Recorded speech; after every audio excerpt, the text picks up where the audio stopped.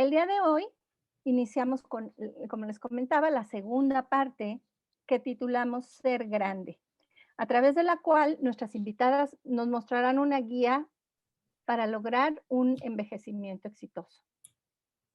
En esta primera parte, el día de hoy tendremos dos charlas. La primera a cargo de la doctora Flavia Morales, a quien ustedes ya conocen. Sin embargo, les haré una breve semblanza de su importante trayectoria profesional. La doctora Morales es médico adscrito del Departamento de Oncología Médica del Instituto Nacional de Cancerología, de FUCAM y del Hospital Médica Sur. Se ha dedicado al tratamiento de cáncer de mama y cáncer ginecológico específicamente.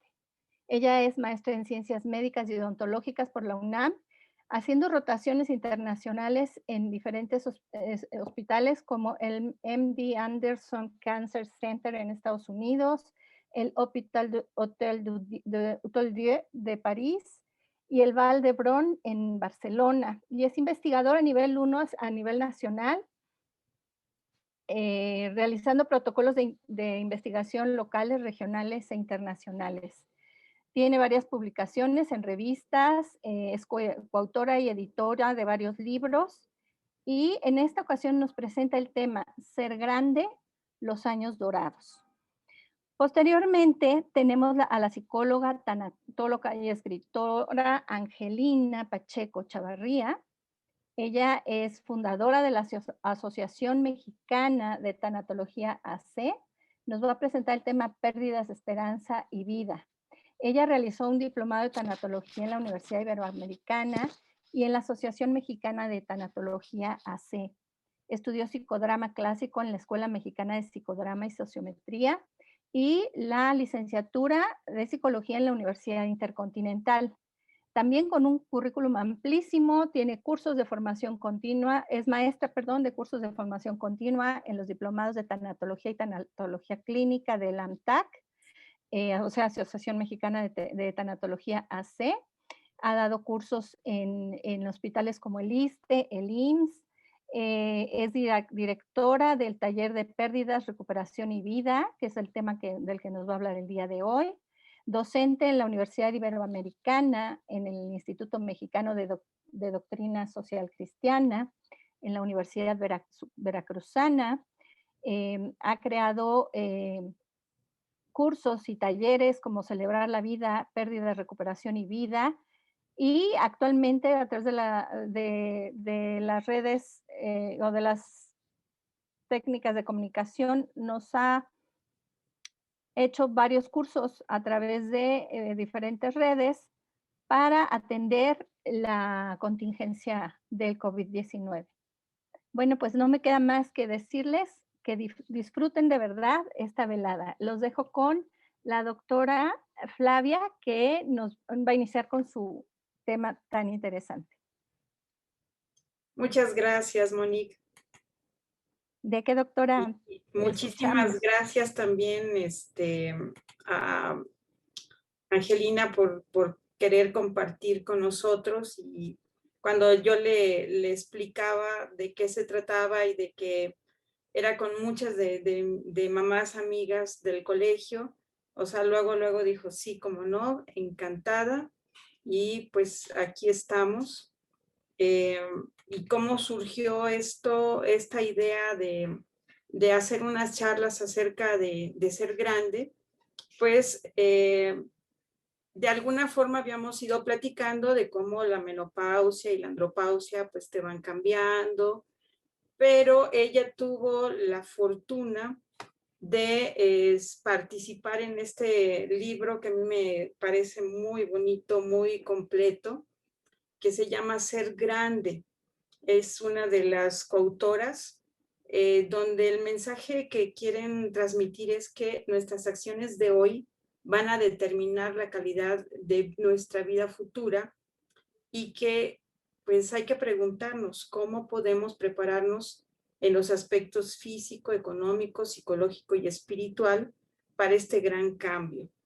Y empecé a leer el libro, es muy ameno, muy sencillo, muy práctico y me dio un gran panorama de lo que ahorita significa ser grande en México y en el mundo. Venía yo de varios, un par de años o así, pensando que tenemos que hacer algo especial para la gente mayor eh, en mi trabajo. Y cuando vi el libro, pues, oh sorpresa, o sea, que yo soy ya esa persona que tiene que empezar a trabajar para llegar a ser grande y no ser vieja nada más.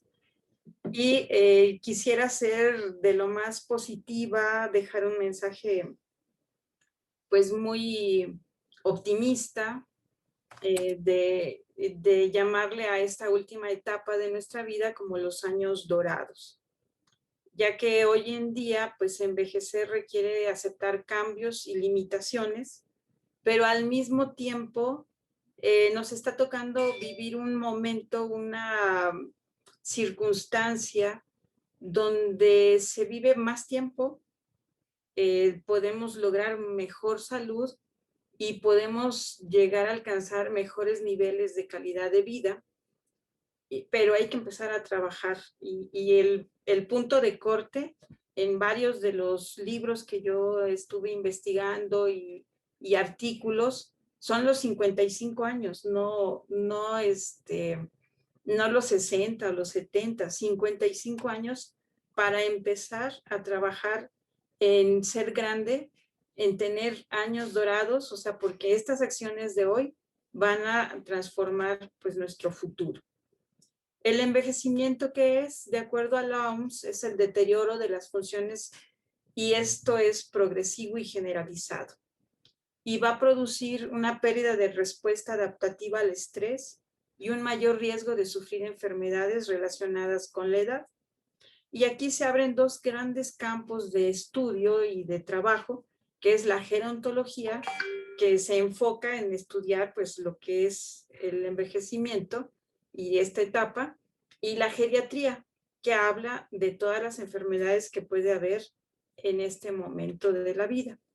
Anteriormente, pues por muchos siglos incluso, pues nada más había 3 generaciones como las edades de la vida. Y como no había tantos avances tecnológicos y médicos, pues muchos morían en la juventud, incluso en la época del Imperio Romano, tener 40 años significaba que eras ya un venerable anciano. Y la Edad Media, pues este tiempo se llegaba a cortar hasta los 35 años como el tiempo de vida. Pero hoy en día tenemos 4 generaciones conviviendo como parte de las edades de la vida en nuestra vida normal y cotidiana. Y esta sociedad con 4 generaciones en convivencia, pues nos está hablando de una vejez prolongada y de una juventud con muchas limitaciones en todos estos cambios y retos de la nueva, pues de la nueva dinámica y de la nueva normalidad, que vemos a muchos jóvenes con muy buena preparación y sin tanta oportunidad de trabajo y una vejez prolongada. Los seniors son de 60 a 75 años, los adultos mayores jóvenes de 75 a 85 años y los adultos mayores frágiles de 85 y más años. ¿Y esto qué? O sea, pues estamos viendo que en el 2017, la gente mayor de 55 años era apenas el 35% en España. En 2031 se calcula que casi va a llegar al 50% esta población mayor de 55 años. Pero lo más grave es que población con grado de dependencia, en el 2018 se consideraba que eran apenas en España 29,000 personas, para 2031 calculan 36,000, pero en este cálculo no consideraron el COVID ni las secuelas que podíamos tener por esta pandemia que nadie tenía programada. Entonces vamos a tener poblaciones con grado de dependencia pues en volumen mayor. Y esto no solo es en España. Aquí vemos una gráfica de México con todas nuestras limitaciones para establecer la epidemiología. Vemos que el promedio de vida ha ido aumentando a través de las décadas y que pues viven más las mujeres que los hombres, y que ahorita que estamos en el 2021 se piensa que la esperanza de vida a los 60 años es alrededor de 20 para hombres y de 24, 23, 24 para mujeres. O sea que en México pues estamos más o menos considerando que todos vamos, casi todos, vamos a llegar a los 80. Pero ¿cuál es el rostro del adulto mayor de 60 años en México? Pues una mujer con 70 años de edad en promedio sabe leer y escribir. Tiene algún servicio de salud. Solo el 20% sufre de alguna discapacidad. En general vive en familia y unida, casada, y ya no trabaja y vive en una localidad urbana. En la gran mayoría, 70 años. A los 80 años, el adulto mayor en México, igual predominante va a ser mujer, sabe leer y escribir, tiene algún servicio de salud, pero el 60%, el 40% va a tener discapacidad. Va a estar sola, alguna vez estuvo casada o unida, no trabaja y vive en una localidad urbana. Y pues la edad a la cual la esperanza de vida remanente es de 15 años. Para México en el 2025 se calculaba que fueran de 71 años, o sea que llegaríamos a tener en promedio 86 años. En España 87.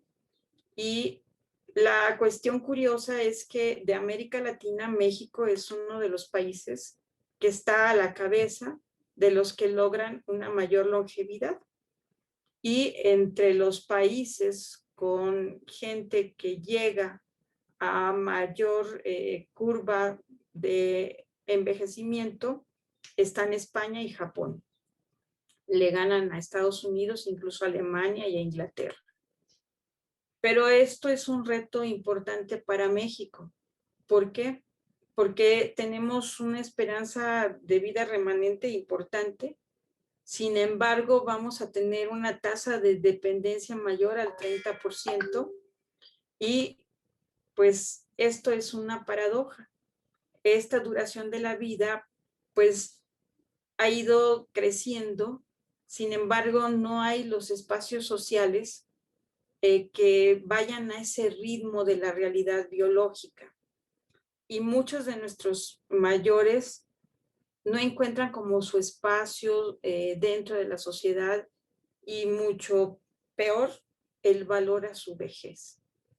Entonces, tenemos que empezar a transformar la forma de ver a esta vejez dentro de nuestra propia sociedad, y yo creo que todos tenemos que empezar a trabajar en favor de la gente mayor.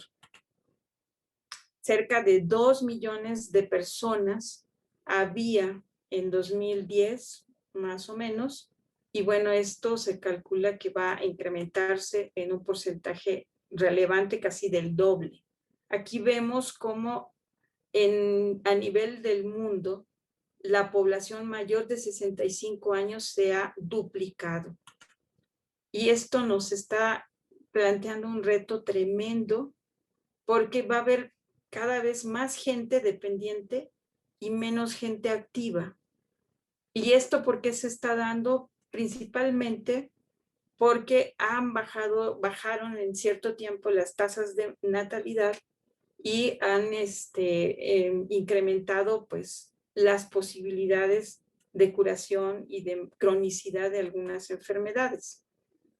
Y esto pues es un reto que nos afecta a todo mundo. América Latina, ¿qué es lo que tiene en particular? Pues que su población está envejeciendo, que no hemos hecho mucho contra el individualismo, y no es que seamos aspiracionistas, ¿no? O sea, eso es bueno.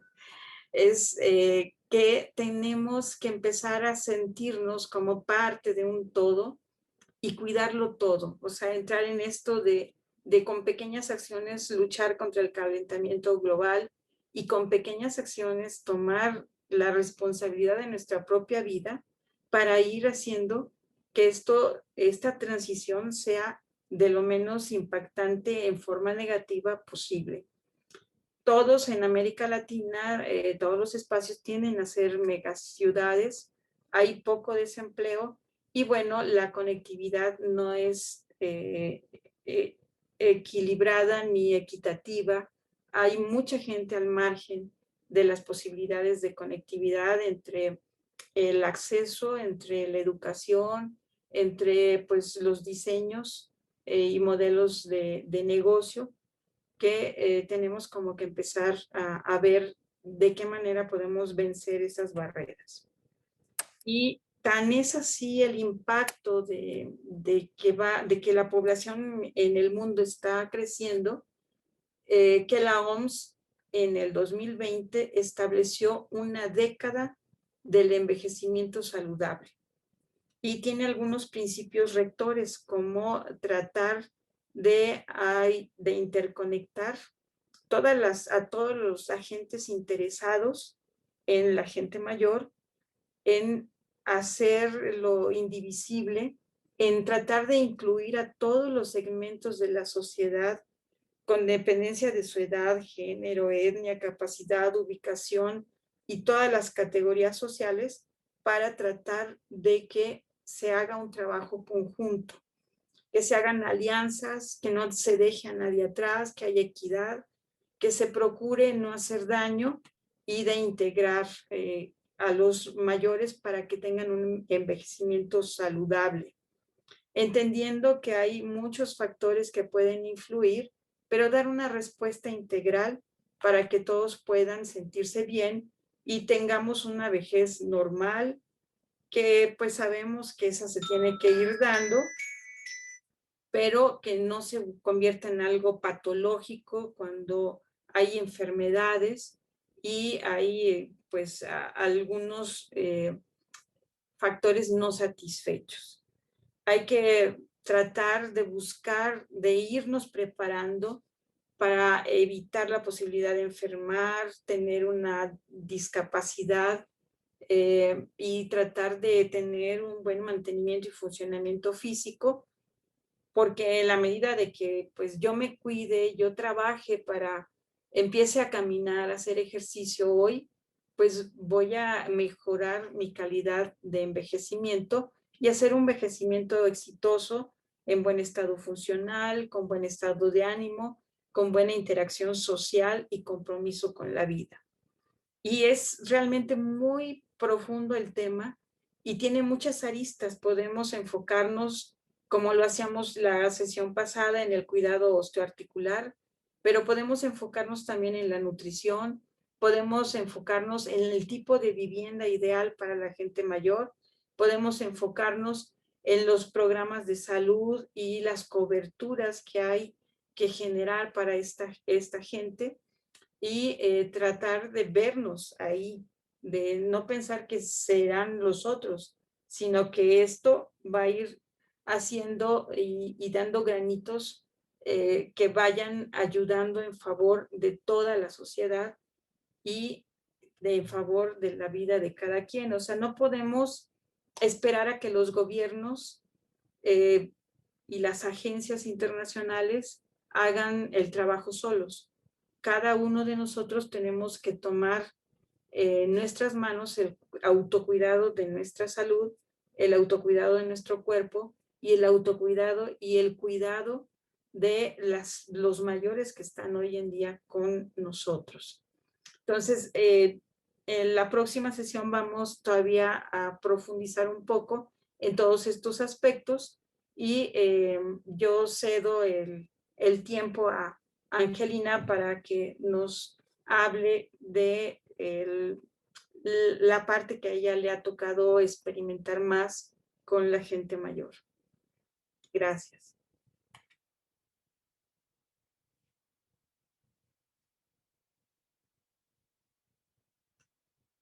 Tienes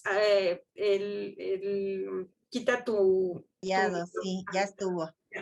Ya Bien. está. Ahora déjame ver. Compartir pantalla en el verdecito. Ajá. Y bueno, aquí ya estamos. Aquí estamos. Es que ahí sí, para que vean, en la tercera edad, muy tercera edad, aprendiendo todo lo que ha implicado usar el Zoom. Pues otra vez, gracias por la invitación, Flavia. Y podemos empezar diciendo, ¿cuándo me iba a imaginar que iba a llegar a 70 años y tenía yo que enfrentarme con todo lo que me he enfrentado?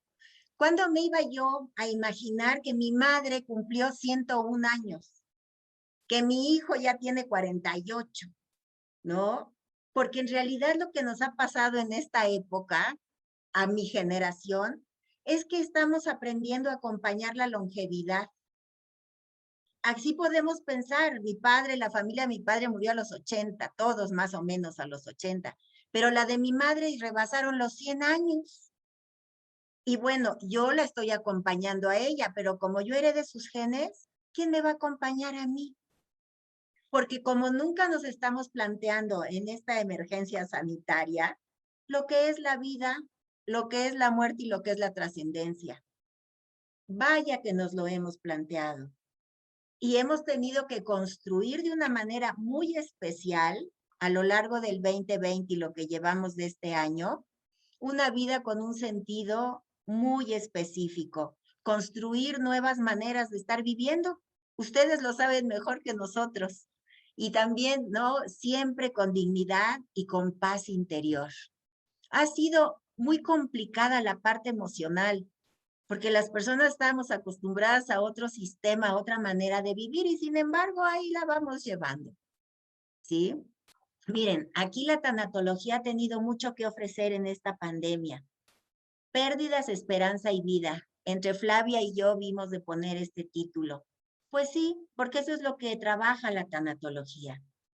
Hoy se refiere a todas las pérdidas que son significativas para las personas. En esta emergencia sanitaria, perdimos la libertad de salir, perdimos la seguridad de evitar contagios. Uf, si hacemos una lista de todo lo que perdimos nuestro espacio vital porque lo tuvimos que compartir, ¿sí? Por otro lado, hoy la tanatología acompaña a esta longevidad inesperada. Pues sí, porque yo ahora me doy cuenta, ¿no?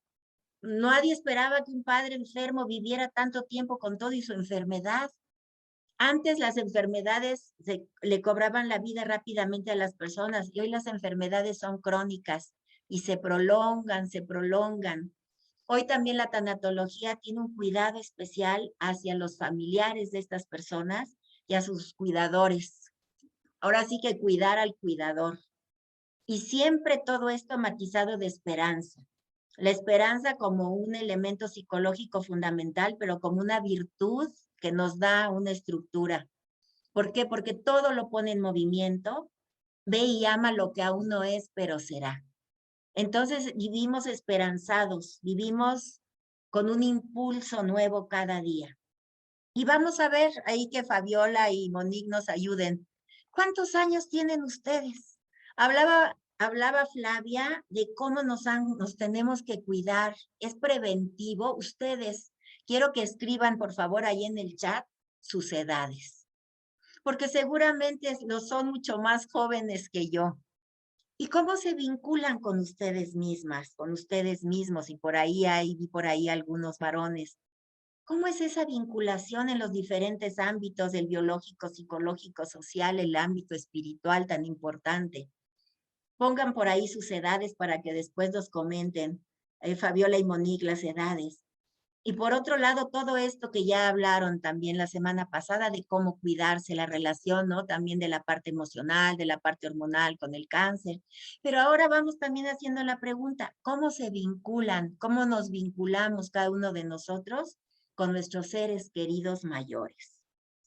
Y también háganme favor, así como en el chat apuntan, yo tantos años, apunten las edades de sus padres, papás, más o menos. Y si también tienen abuelos, ¿qué edades tienen? Les voy a decir que de mis amigas, ¿no? De mis amigas de secundaria, yo nací en el 51.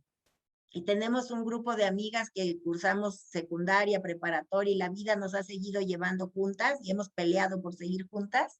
Soy la única que tiene mamá. Les puedo presumir que mi madre tiene 101 años. Y claro, ¿no? Aquí están las edades. Ahora la clasificación que dio Flavia, la clasificación que da la OMS. Ahora ya tenemos también el Día Internacional de las Personas de Edad. Lo que quiere hacer, ¿no? Instaurando estos días mundiales, estos días internacionales, la OMS, es precisamente que nos fijemos en el tema. Pues será el 1 de octubre de este año. Cuando no había pandemia, por esas fechas hacían en el World Trade Center una feria de la tercera edad, donde conseguían cualquier cantidad de objetos para las personas que las requerían, desde un reposet maravilloso a magnífico precio, hasta pruebas de diabetes, oftalmólogos, muchísimas cosas de servicio para las personas de la tercera edad. Y bueno, pues aquí me gusta como dicen los grandes viejos de 91 y más. A mí la palabra viejo se me hace como llena de fuerza, ¿sí? Si bien aquí en nuestro México a veces lo usan como despectivo. Pero vamos a ver, ¿no? Yo ya estoy como, entré a las personas de edad avanzada porque estoy por cumplir 70 años, entonces, pues bueno. Y ustedes, fíjense, del 25 a 44, en esta nueva clasificación son jóvenes, ¿sí? Y qué diferentes son un grupo, ¿no? De 25 a 30 a uno de 40 a 44. Entonces, por favor, escriban sus edades y ahorita vemos cómo está nuestro auditorio escuchando. La familia actual, ¿no? En la que están ustedes. Es una familia de hombres, de mujeres, ustedes ya formaron la suya, pero su familia de origen, ¿cómo es? Porque hoy ustedes son un grupo de padres de familia que tienen que cuidar a sus hijos, pero al mismo tiempo volteamos y vemos a nuestros padres y tal vez nos corresponda todavía, dependiendo de sus edades, voltear a ver a nuestros abuelos. Esa familia actual, ¿cómo está conformada? ¿Por qué? Porque tenemos que atender a nuestros hijos y muchas veces también a nuestros padres. Vamos a ir viendo con todas las complicaciones emocionales que eso implica y cómo nos vamos sintiendo, ¿sí? Y otra pregunta, desde esta familia, ¿cómo está conformada? Una parte fundamental es la comunicación. ¿Qué tanto han platicado ustedes? Tú y tu esposo, ¿qué tanto han hablado de cómo va a ser la vida dentro de 5 años? Vaya que ahora nos hemos preocupado de cómo va a ser la vida con este periodo de gobierno. Pero ¿qué vamos a tener dentro de 5 años? ¿Cómo vamos a estar dentro de 5 años? ¿Qué vamos a estar haciendo? ¿Y dentro de 10? ¿Dentro de 20? ¿Sí? ¿Han hablado ustedes de cómo quieren que sea el final de su vida? ¿Qué tanto conocen sobre cuidados paliativos? Ese sería otro tema bien interesante de poder hablar, ¿no?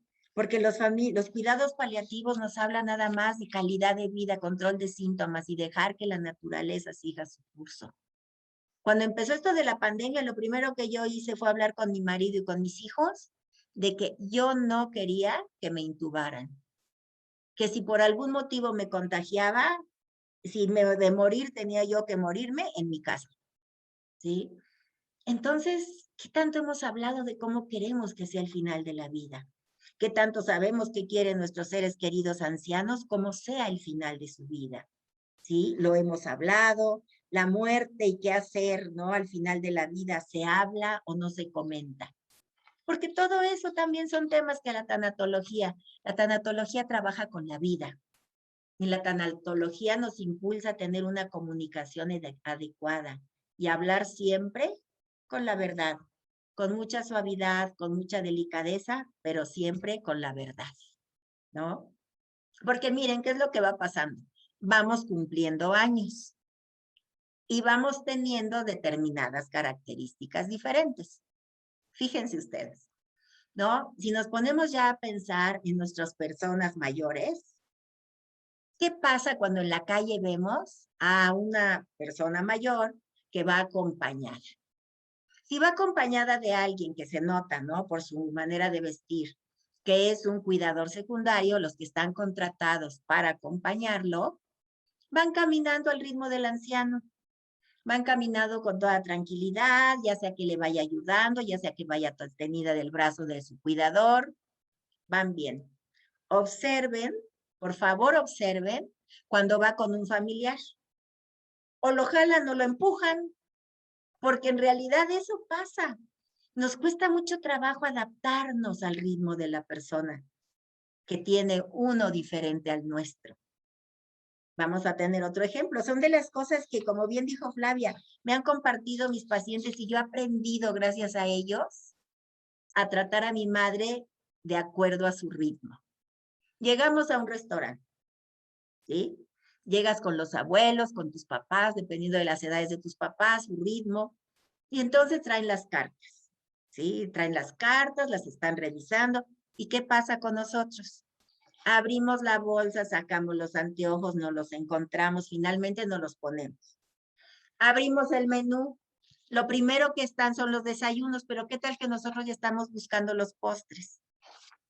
Finalmente llega la mesera y dice, ¿ya pueden ordenar? Cuando apenas estoy yo viendo qué es lo que se me antoja. ¿Y qué es lo que dices? Pues mira, mejor pido lo mismo que tú. Es que tenemos que tener muy claro que la vejez tiene su propio ritmo. Y somos viejos conforme vamos cumpliendo años. El ritmo de ustedes, de los 30 años, es bien diferente a cuando eran adolescentes. Entonces, mis amigas y yo, sí, que todas ya estamos, ¿no? Ya la primera cumplió 70 este año nos emparejamos las demás. Tenemos un ritmo diferente a como lo teníamos antes. Y ahora que nos dejamos de ver tanto tiempo, vamos a ver qué ritmo nos encontramos cuando nos volvamos a encontrar, nos podamos volver a reunir. Entonces, miren, ustedes como jóvenes acompañan a sus personas mayores. Y como sea, yo los invito a que se den cuenta del ritmo de sus personas mayores y se esmeren por seguir ese ritmo. Todo se hace más complicado cuando a la vejez se suma el deterioro cognitivo. Y cada vez hay más personas con deterioro cognitivo. Entonces, eso lo vamos a ver. Pero ahora, ¿cómo acompañar a nuestros ancianos? Y también nos sirve para quienes tienen deterioro cognitivo leve. Lo primero es escucharlos. Yo les digo a mis pacientes que sea como sesión de 45 minutos, pero que sea de toda la calidad para escuchar. Es que siempre me habla de lo mismo mi madre. Escúchala. 40 minutos, media hora, pero escúchala. Ellos quieren hablar de sus propias pérdidas también. El simple hecho de mirarte diferente en el espejo, de que ya te tardes más en arreglarte, todo eso, que lo puedan expresar, que puedan hablarte de lo que pasa en la familia. Es que no me interesa, es que trata de escuchar lo que te quieren decir. Ellos necesitan también, miren, ahora sí que la psicoterapia, el hablar es una cura por palabras. Y el que podamos platicar, ustedes tienen la experiencia, hablar con una amiga cuando tenemos situaciones difíciles, nos ayuda a tranquilizarnos y a tener mayor claridad para lo que sigue. Algo muy, muy importante es la empatía. ¿Cómo podemos ser empáticos? Levi Moreno, el fundador del psicodrama, tiene una manera que a mí me gusta mucho de cómo habla de la empatía. Él dice, es como si yo me quitara los ojos de mis órbitas y te los pusiera a ti, y yo tomara los tuyos y los pusiera en mis órbitas. Y entonces sí, yo puedo mirar la vida como la miras tú, como tú la contemplas. Y si soy capaz de ello, de tener esta empatía, entonces puedo comprender, puedo tener una comprensión y un respeto diferentes. Y puedo incluso vivir lo que es la virtud de la compasión. La compasión que me hace comprender y querer resolver, ayudarte a resolver lo que estás viviendo. Después, la confianza. Si me tienen confianza a mí, qué mejor. Pero si son más hermanos, también escriban, ¿no? Su familia de cuántos hermanos, su familia de origen, cuántos hermanos hay. Porque también en eso nos lo dijo Flavia. Ya hoy, pues esa política del hijo único, vamos viendo, ¿no? Porque entonces, ¿quién de mis seres queridos mayores, cuál es la persona significativa para ellos? Y fíjense lo que sucede. Muchas veces la persona que resuelve, el hijo que resuelve para esas personas mayores, no es la persona significativa para ellos. Entonces ahí empiezan los conflictos. Pero esos seres queridos mayores necesitan una persona significativa a la que le hagan encargos. La abuelita de una de mis amigas, de Patti, me hablaba y me decía, te voy a encargar que me compres aceitunas, porque en esta casa no me compran la marca que a mí me gusta. Hasta encargos tan sencillos como esos, ¿no? Cosas mucho más trascendentes. ¿Hay testamento? ¿Ustedes tienen testamento? ¿Sus padres tienen testamento? ¿Y ustedes saben dónde está? Las cuestiones bancarias. Cuando empezamos a perder, ¿no? Las personas que empiezan a perder la habilidad, ¿no? Que empiezan a tener una funcionalidad que se va menguando, ya no te pagan los cheques porque ya la firma está alterada. Entonces, ¿quién tiene firma en el banco? ¿Qué propiedades tienen esos seres queridos mayores? Porque al final, pues todo eso hay que dejarlo en orden. Entonces, la confianza con una persona significativa, que no necesariamente es la que resuelve. ¿De acuerdo? Y entonces sí, si logramos tener todo esto, vamos a ser capaces de darles contención, de hacerlos sentir bien, escuchar sus historias habituales, que también ya sabemos. ¿No les pasa que si ustedes van a salir de viaje, sus padres se enferman? Pues también hasta dentro de los, vamos a ver qué es plan A, B o C, a ver de qué platicamos la próxima vez. Porque bueno, ¿qué nos están diciendo ahí? El anciano empieza a tener mucho temor de que no esté su persona significativa cerca, la que le resuelve, ¿sí? Para él, aunque el que resuelva sea otro de los hijos. Y entonces sí, si podemos tener estas características, vamos a evitar en ellos un suicidio silencioso. Así se conoce, ¿no? El anciano deja de comer, deja de tener gusto por la vida, deja de ser ordenado para sus medicamentos y se van complicando las cosas. Ahora, hay algo que es súper importante, ¿no? Hablábamos de cuando se reúnen, cuando se nos junta el binomio, ancianidad o vejez con deterioro cognitivo. Tenemos que aprender a ver. Tenemos estos verbos que les pongo ahí en cursivas, observar, conversar y explorar. Esos son los verbos que utilizamos en la clínica. Necesitamos observar las conductas de nuestros ancianos, ¿sí? Esos 30 minutos que ustedes les den de calidad, ahí van a encontrar muchas cosas. Hay que ver cómo están, hay que ver cómo se mueven, hay que ver qué tal comen. Ahí podemos ir viendo si necesitan una atención diferente. Lo más recomendable siempre es tener un médico familiar. Un médico familiar al cual acudir, qué mejor si ustedes tienen un geriatra. ¿Por qué? Porque ya lo dijo Flavio, es el que puede atender las cuestiones médicas, ¿sí? Y entonces sí, si yo observo, converso y exploro, lo más probable es que yo diga aquí está pasando algo. Y un diagnóstico oportuno es fundamental. Y aquí también entra la tanatología. Porque cuando me asusto de que está pasando algo diferente con mis seres queridos, ahora sí, ¿no? Como empecé yo, ¿cómo es posible? Pues así. Entonces ahí es donde necesitamos aprender a controlar, primero a identificar y luego a controlar lo que sentimos. Angustia, frustración, todas las emociones entremezcladas que decía Reyes Subiría. Y después, él propone la tanatología un afrontamiento activo de la situación. ¿Qué voy a hacer? ¿No? Se trata de elaborar la verdad. Esto es lo que hay, qué tipo de padecimiento está empezando a desarrollarse en mi ser querido y él qué tanto entiende de eso. ¿O no entiende? Entonces, con más razón necesito yo saber y necesito una unión con la familia. Y conviene muchísimo involucrar a los nietos. Eso es algo que nos conviene a todos, porque así también a ellos los formamos en esa empatía. Y abrirnos a conocer diferentes opciones. Ya platicaremos de esos planes, no de esas opciones el próximo miércoles.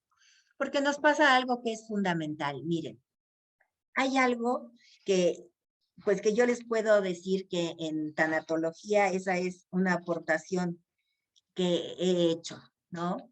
¿Por qué? Porque en orfandad únicamente se habla, miren la definición de orfandad.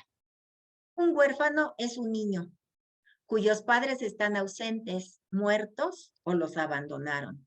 La definición de orfandad es terrible. Pero cuando tenemos padres con deterioro cognitivo, lo que vamos a vivir precisamente es una orfandad simbólica. Y esa duele muchísimo. Duele muchísimo. ¿Por qué? Porque lo que voy a vivir es sumamente retador. Lo primero que hago es que perdí la imagen parental, ya esa imagen que yo tenía de un padre o de una madre que me consolaban y me cuidaban, va desapareciendo. Y eso duele mucho. Si mi padre, ¿no?, tuvo cáncer y al final, y miren que fue un proceso relativamente rápido, y todavía él falleció un miércoles, ¿no? Y por ahí es por donde conocí yo a Flavia, gracias a Lupita Servín. Bueno, pues les voy a contar que su deterioro notable, yo creo que fue de 2 meses. Y me dolía tanto verlo, cómo adelgazó, cómo se encorvó, él era un hombre muy alto, con una presencia. Pues cuando tenemos una persona querida con deterioro cognitivo, entonces ahí sigue el padre, ahí sigue la madre, siguen siendo los señores de la casa, de su casa, pero ya para mí empiezan a ser diferentes. Y ahí el gran reto, una cosa que es importantísima, no es cierto que mi ser querido, adulto mayor, se convierte en un niño, para nada. Se convierte en un adulto mayor que su rol ya no lo desempeña como lo desempeñaba, pero sigue siendo el señor y la señora de la casa. Y tenemos que reconocer el lugar que les corresponde en el sistema familiar. Mi padre sigue siendo mi padre, aunque dependa de mis cuidados, pero lo tengo que seguir tratando como mi padre. Y ese es el gran reto. Pero miren, el que yo respete el lugar que le corresponde, también me ayuda a mí. Ya no me va a cuidar, ya no me va a confortar como lo hacía. Ya no voy a poder acudir a él como acudía, pero sigue siendo mi padre y no se vale que les robemos su lugar. ¿De acuerdo? Y lo que la tanatología ofrece precisamente es la posibilidad de incorporar, ¿no? Te va ayudando en tu proceso de elaboración de este duelo, ¿no? De esta orfandad simbólica, a incorporar la nueva imagen parental. Porque esa es la manera como tenemos que trabajar. Así de dolorosas de hacer. Les pido una disculpa por los ladridos del perro, son de mi vecina, que es mi nuera. Entonces, bueno, incorporar esta nueva imagen parental, pues sí, con ese padre con esas nuevas características, con sus propias necesidades y limitaciones. Es importantísimo. Tengo que reconocerlo. Hay muchas veces dentro de las personas que me han permitido acompañarlas, les voy a hablar de un caso muy claro. Era un hijo que además él vivía en la Ciudad de México, su familia era de Puebla. Y decía, es que yo no puedo ir porque no soporto ver cómo mi padre come batiéndose, cómo ya repite siempre lo mismo. No vayas cuando está comiendo. Si vas a quedarte el fin de semana, no estés en las comidas con él. O sea, tenemos que pensar cómo, porque hay veces que nos rebasan, pero tenemos que ir viendo cómo podemos acercarnos. Porque miren, por mucho deterioro cognitivo que tengan nuestros seres queridos, su padre tenía Alzheimer y había tenido además un evento vascular cerebral. Por muy deteriorados que estén, tenemos algo mucho más profundo, que es el corazón, el alma, nuestra esencia. Y la presencia de un hijo, por supuesto que se intuye. La presencia, la calidez de la voz y de los cuidados. Nada más poder cambiar esa imagen corporal que teníamos, esa imagen parental, ¿no? Con su imagen corporal, con todo lo que sí podía hacer, por este padre que sigue siendo nuestro padre, nada más que ya desempeña su rol de una manera distinta. Y también apoyarnos, crear nuevos vínculos y redes de apoyo. Es muy importante que nos ayudemos, Es muy importante que contemos con cuidadores secundarios, que contemos con el equipo médico adecuado. Las interconsultas se hacen muy importantes, ¿no? Muchas veces nuestros seres queridos se vuelven muy agresivos. Tenemos que preguntar y encontrar la manera adecuada de hacerlo. Y por favor, no perder la parte de las propias actividades recreativas, ¿sí? Para con ellos también, si se puede, o las propias. Porque miren, lo que va sucediendo en estos momentos, ¿no? Cuando tenemos que cuidar a nuestros seres queridos que se han deteriorado, lo que mis pacientes me comentan y coincidimos todos es que nos secuestran la vida, la propia vida. Entonces necesitamos prevenir. Y un temor enorme es que yo herede esos deterioros cognitivos.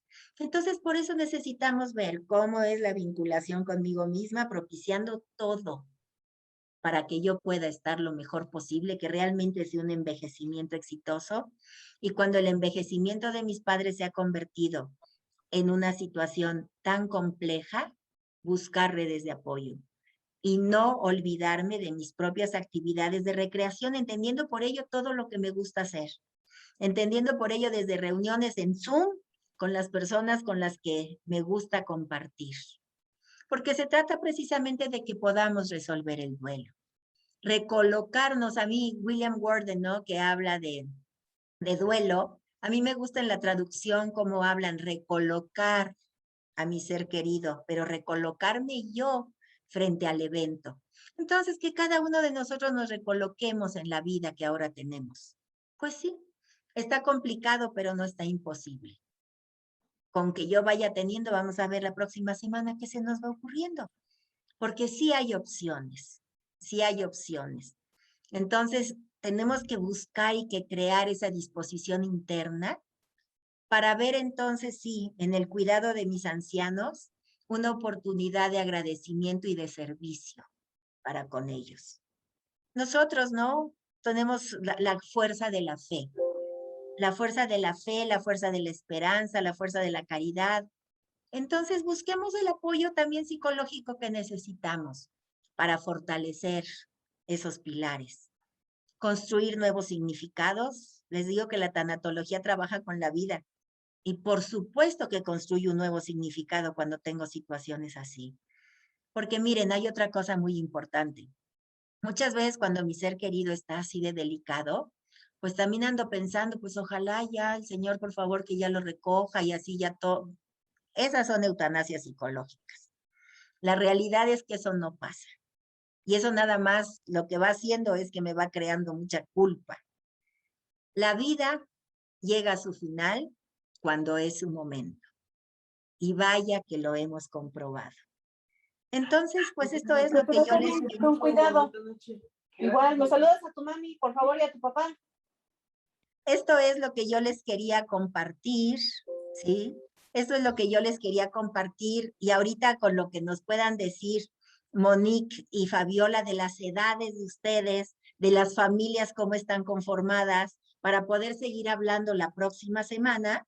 Y también otra cosa, de este libro Ser Grande, que me gusta mucho la parte que sacó Flavia, porque dice aquí una cosa es llegar a ser viejo y otra muy distinta llegar a ser grande.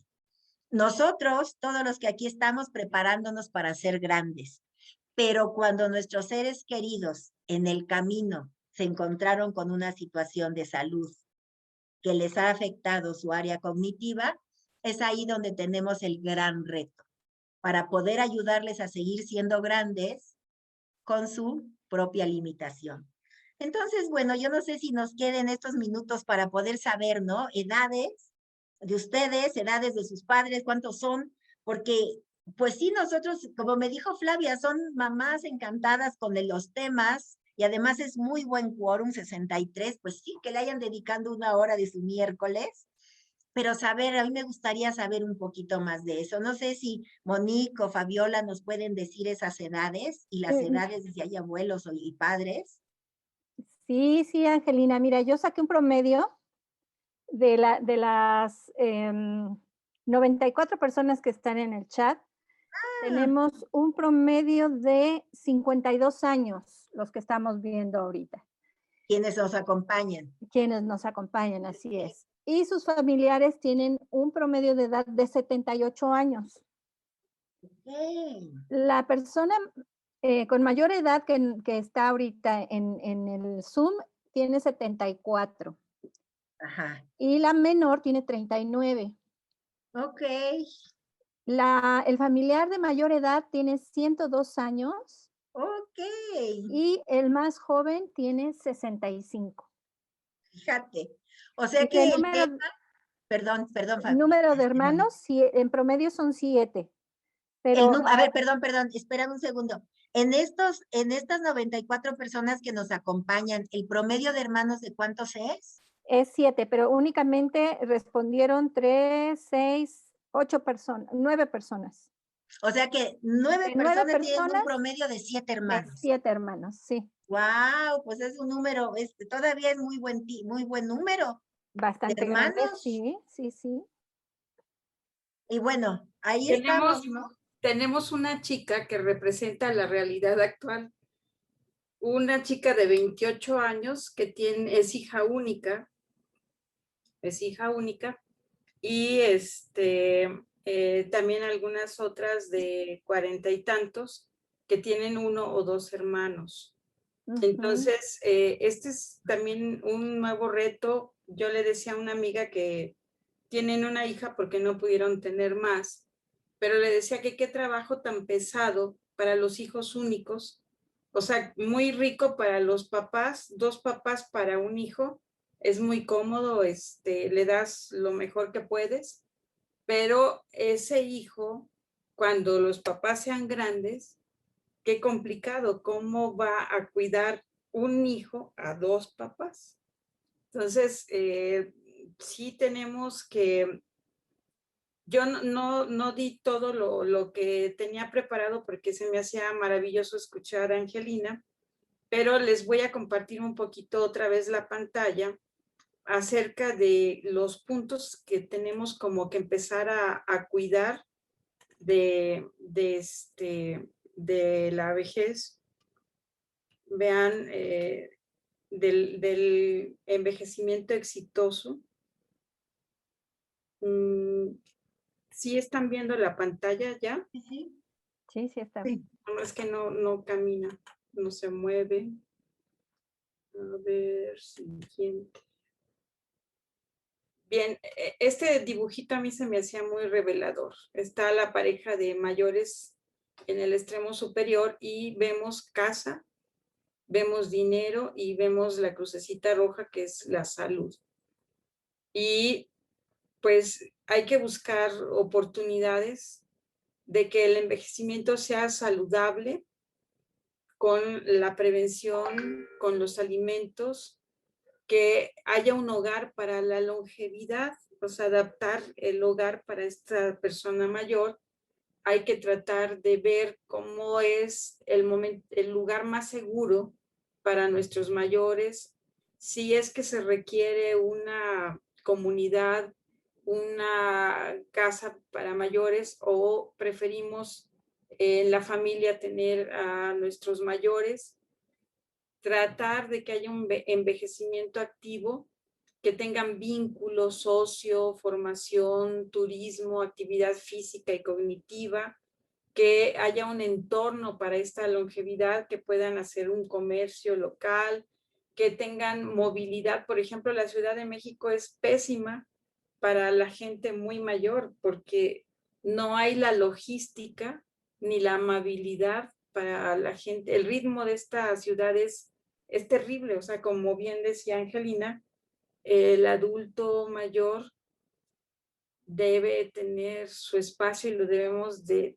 su ritmo y su tiempo y debemos de irnos como adaptando a él y tener envejecimiento de valor, o sea, ver que todavía pueden dar cuando aún pueden dar trabajo, voluntariado, ver cómo pueden organizar ellos mismos de acuerdo así con el apoyo de una persona significativa, su aspecto financiero, sus seguros, ver que tengan y que planteen y que se imaginen ellos los servicios avanzados, cómo podrían tomar una rehabilitación si la requieren, una atención continuada, la atención integral, y ver quiénes serían todos esos cuidadores. O sea, es muy complejo, muy grande, y se necesita desde las políticas públicas la necesidad también de enfocarnos a estos más vulnerables, estrategias regionales, pero yo creo que la forma idónea es empezar de nosotros y de nuestra casa hacia la sociedad. O sea, ver el autocuidado, la ayuda mutua y un entorno amigable en ese sentido. Porque sí, debe ser un tiempo de los años dorados, pero el sentido en contra pues no es muy favorable. Ajá. Y había algunas preguntas que no entendí muy bien acerca del duelo. No sé si quien hacía el comentario acerca del duelo quisiera comentar cuál es como la duda en particular. Angélica Álvarez es quien preguntaba acerca del duelo. Uh-huh. Ella dice, entiendo que se da por etapas, la negación, la ira, la negociación, depresión y aceptación. Al principio uno escucha a la persona varias veces, pero uno asume y espera que ese duelo se resuelva, sin repetición. Como humano y familiar, se piensa que el seguir repitiendo y recordando los sucesos que aparentemente ya se sobrepasaron y resolvieron, le causará más dolor, y eso lo lleva a uno como familiar a decirles que no lo repitan más, que ya lo olviden. En ese orden de ideas, es mejor seguir escuchando y dejarlos hablar sobre lo mismo siempre, o tratar de que olviden esos sucesos o no los recuerden. A ver, Mónica, Angelina, sí, es muy Angelina. importante que determinemos, por eso lo que yo les ponía como esos 3 verbos: observar, conversar y explorar. Si hay deterioro cognitivo, es que miren, muchas veces en la vejez ya hay un funcionamiento diferente, como que nos vamos enlenteciendo, más o menos poniendo medio lentos. Y hay personas que necesitan estar repitiendo su historia siempre, pero eso también es porque no tienen otro tema en qué ocuparse. Y si hay deterioro cognitivo, entonces se vuelve una especie de reloj de repetición, como decía mi abuela. Pues que no tienes otro tema, entonces es el mismo, y el mismo, y el mismo. Por eso la importancia fundamental de un diagnóstico oportuno, porque queremos seguir dialogando con nuestros seres queridos como si no tuvieran deterioro cognitivo. Alexis Bojorge, la psicogeriatra con quien trabajo, ella dice, únete al síntoma. Si ella quiere hablar de perros, escúchala y contéstale de perros.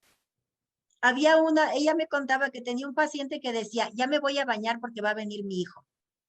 Y a la tarde decía, ya me voy a bañar porque va a venir mi hijo. Hasta que la dejaron que se bañara en la mañana y en la tarde. Porque empezaban a hacerla razonar, es que ¿para qué si ya te bañaste en la mañana? Tenemos que poner, así que nuestros ojos los tenemos que poner en el rostro de nuestro ser querido. Y por eso los grupos de autoayuda, de los grupos que comparten situaciones, son tan importantes, y una adecuada orientación médica. Porque entonces podemos entender qué trabajo cuesta que los familiares se den cuenta que no razonan sus seres queridos. Fíjense que tuvimos con Alexis Bojorge un círculo que se llamaba, se me fue el nombre, pero teníamos reuniones un sábado al mes con las personas con deterioro cognitivo y sus familiares. Y uno de ellos, don José, en una de las reuniones dijo, yo vengo aquí para ver si mi hijo se da cuenta de lo que me pasa, porque se cree que yo sigo muy bien. Pues sí, y esas reuniones son las que nos permitían caer en la cuenta de que ellos a veces, ahí don José estuvo muy lúcido, pero a veces se nos iba don José y hacíamos cosas manuales y cantábamos y hacíamos muchas cosas lindas. A veces don José seguía el ritmo y a veces se paraba y se salía. Pues sí. Entonces necesitamos saber qué es lo que necesita mi ser querido.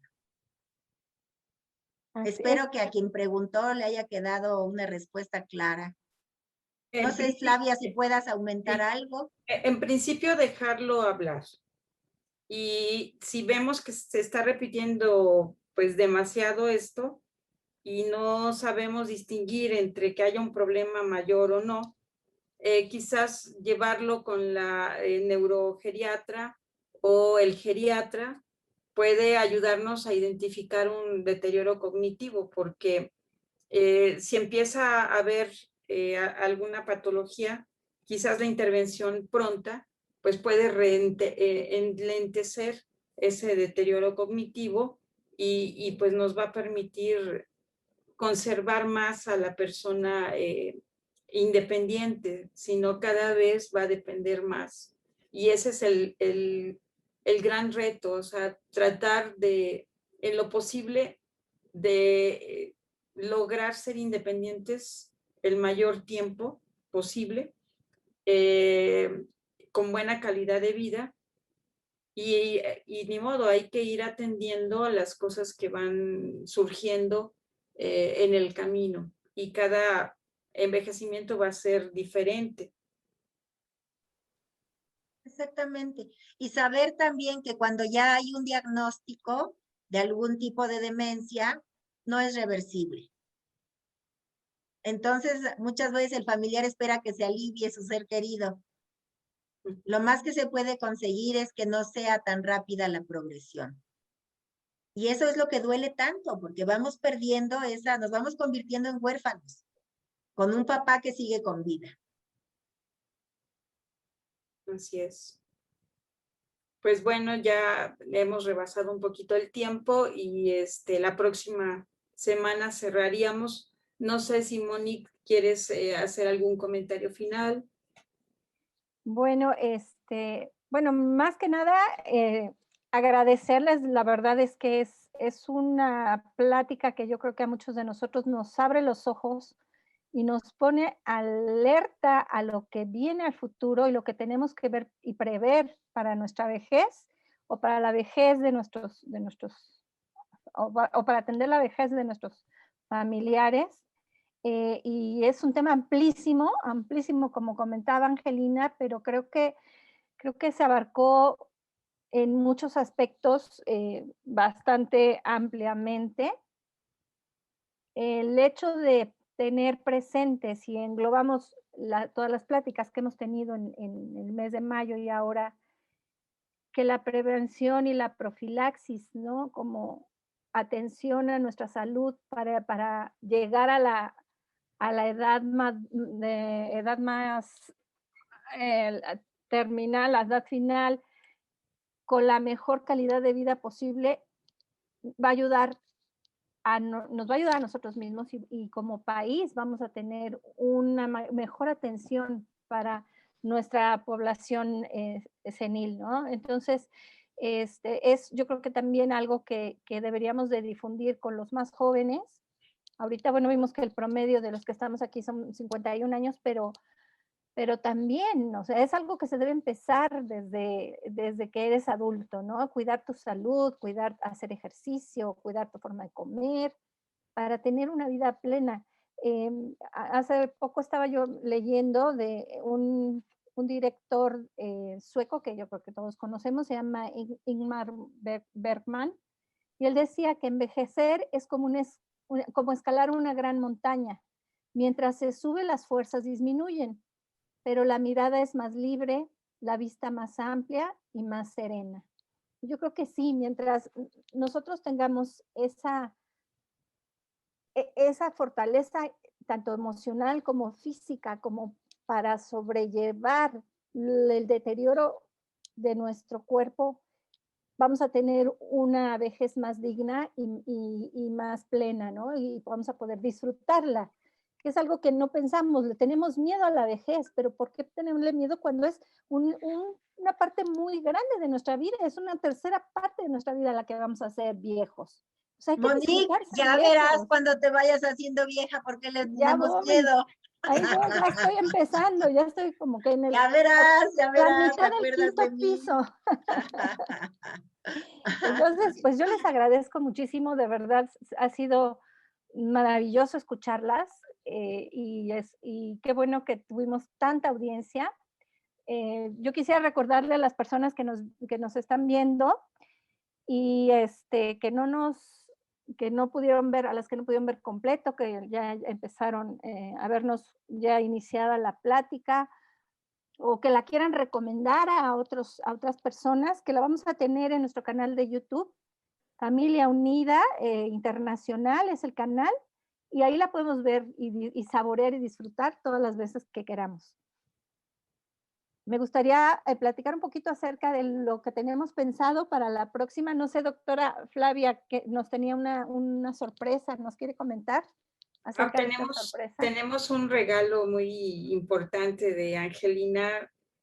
Va a regalarnos unos libros de Ser Grande.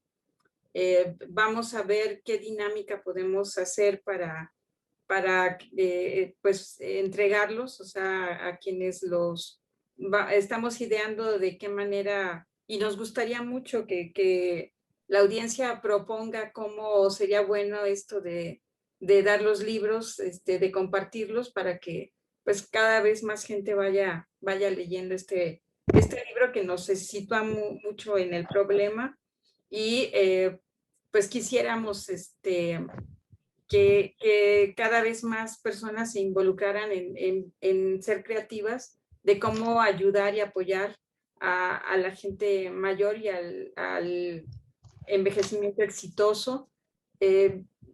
Viejo para mí representa una cuestión de valor.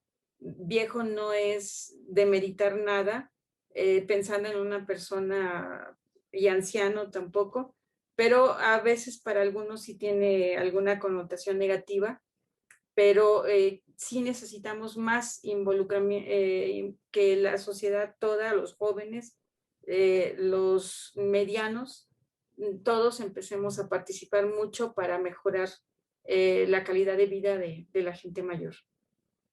Y muchas gracias por la oportunidad del foro y de difundir esta inquietud que Angelina y yo hemos compartido por tanto tiempo. Gracias. No, al También contrario, muchas doctora. gracias. Vamos a esperar con ansias a ver esa dinámica para los libros, para obtener Ya los vi libros. en el chat hay muchos, yo quiero. Sí, lo que estoy viendo, excelente, quiero un A libro. ver cómo se les ocurre que son 5 libros, porque 5 entre 94 está difícil, pero bueno, son 5 libros con mucho gusto y el libro se llama Ser Grande.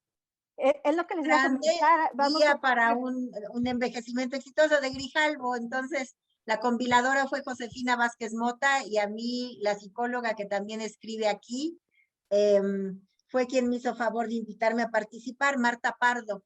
Y realmente ha sido de veras una necesidad, que es lo que hoy tenemos que irnos preparando nosotros y saber cómo cuidar a nuestros ancianos. Pues otra vez, gracias Flavia, gracias Monique, gracias Fabiola y a Carla que está ahí grabando. Gracias a todos. Nos vemos la semana próxima. Bye. Muchas gracias. Les dejo nada más los datos de Familia Unida México Sur para quien le interese en los servicios que nosotros proporcionamos.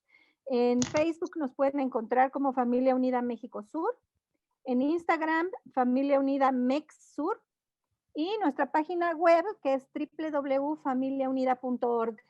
Ahí con mucho gusto estamos para servirles cualquier cosa que podamos nosotros apoyarles, con mucho gusto lo haremos. Y quedamos pendientes para la próxima semana, próximo miércoles, misma hora, mismo canal, para concluir con esta serie de charlas tan interesantes con la doctora Flavia y con todas las invitadas, grandes invitadas, porque con unos currículos impresionantes todas. Concluyamos con este ciclo. Vamos a tener, por favor, quienes están conectados, estén pendientes porque vamos ahí a hacer un espacio mayor para contestar todas las preguntas que ustedes tengan respecto de todas las pláticas que se han ido presentando. Pues muchas gracias a las dos, muchas felicidades, muchísimas gracias por su plática tan interesante y nos vemos con mucho gusto la próxima semana. Muchas gracias. Que tengan buenas noches. Ustedes también. Gracias, gracias, Monique. Hasta luego.